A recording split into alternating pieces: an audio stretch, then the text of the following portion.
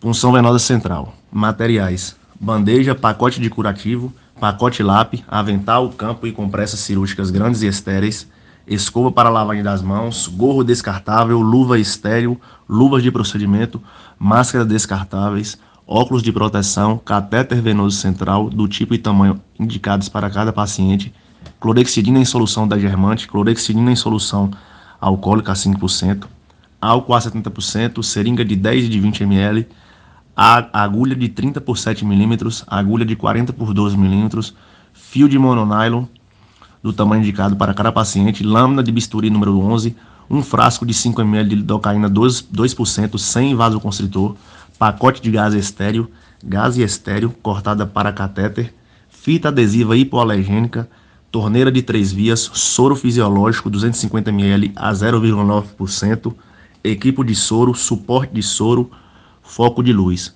Locais da punção: é feita principalmente nas vias jugulares, subclave e femoral, e a extremidade deve estar voltada para a veia cava, que é a porção final. Passo a passo da punção venosa central.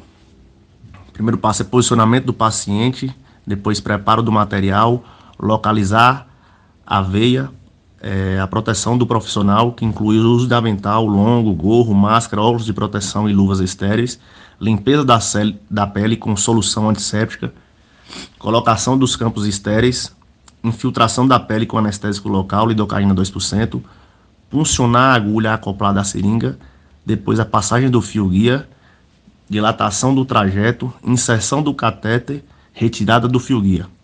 Confirmação do paciente, da posição do paciente dentro da luz do vaso pela presença do refluxo do sangue para dentro do equipo. Fixação do catéter na pele e após isso o curativo.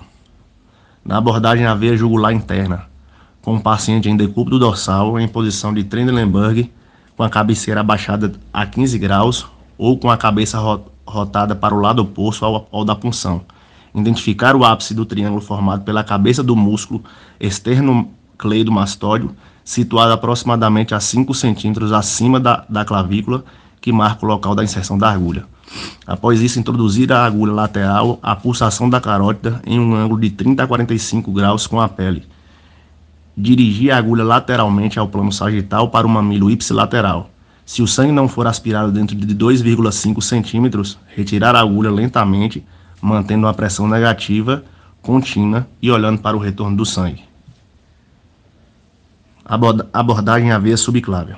Com o paciente em decúbito dorsal em posição de Trendelenburg, com a cabeça rotada ao lado oposto ao da punção, braços estendidos ao longo do corpo, colocando um coxim ao longo da coluna torácica, entre as escápulas, a fim de retrair os ombros e reduzir a proeminência do deltoide. O ponto de punção localiza-se na junção dos terços médio e medial da clavícula, aproximadamente 1 centímetro abaixo do bordo inferior. Após isso, manter a agulha em direção à fúrcula no plano coronal para facilitar o deslizamento abaixo do osso e para minimizar o risco da punção pleural. Depois, uma inserção da agulha lateral à linha hemiclavicular vai aproveitar a convexidade fina anterior da clavícula, que vai facilitar uma abordagem a nível coronal que pode propiciar maior segurança para o operador. Abordagem à veia femoral. Um paciente em decúbito dorsal, cabeceira elevada de 15 graus, com a perna rotada lateralmente, a elevação da nádega com um coxim pode facilitar a exposição desse local. O procedimento é geralmente realizado de frente para o paciente, no mesmo lado do acesso. A artéria femoral fornece um marco importante para o orientador, para orientar o acesso. O sítio de punção é inferior ao ligamento inguinal, onde a veia femoral comum fica superficial e medial à artéria. Orientar que a agulha com o bisel voltado para cima e introduzi-la em um ângulo de 20 a 30 graus com a pele. Insira a agulha de 1 a 2 centímetros abaixo do ligamento inguinal e medial à artéria femoral. O vaso normalmente é atingido dentro de 2 a 4 centímetros, mas pode ser mais profundo em pacientes obesos e edematosos. Se não obter êxito, direcione a agulha sistematicamente para a medial e para a lateral até a veia femoral comum ser localizado.